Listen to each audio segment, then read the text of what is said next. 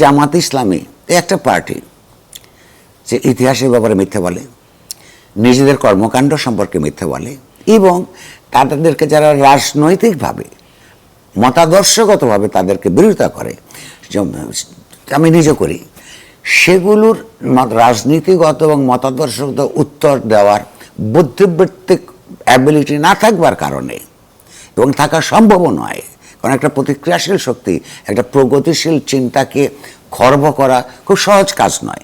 সেই কাজটা না করতে পারে আপনি চিন্তা করতে পারেন তারা ইসলামের কথা বলে, আল্লাহ নবীর কথা বলে, অথচ তাদের একটা টিম আছে, একটা টিম 60-70 জনের একটা টিম, তাদেরকে বেতন দেওয়া হয়, তাদেরকে যন্ত্রপাতি দেওয়া হয়, তাদের কাজ হচ্ছে তাদের রাজনৈতিক প্রতিপক্ষ পক্ষের নামে কুৎসা রটনা করা, মিথ্যে বলা, এটাই তার সার্বক্ষণিক তার কাজ।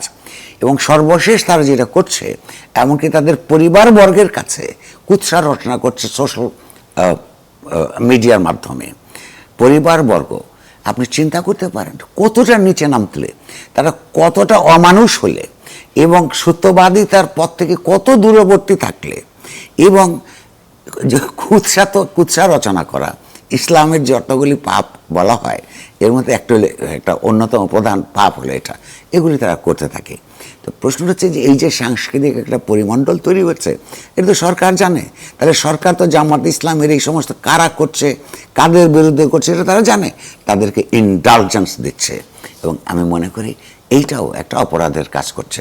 ফলে যেটা দাঁড়ায়, রাজনৈতিক, অর্থনৈতিক এবং সাংস্কৃতিকভাবে আমাদের এই সরকারকে নিয়ে, বিশেষত গণঅভ্যুত্থানের পরিপ্রেক্ষিতে প্রতিষ্ঠিত এই সরকারকে নিয়ে সন্তুষ্ট থাকবার কোনো সুযোগ আমি দেখছি না।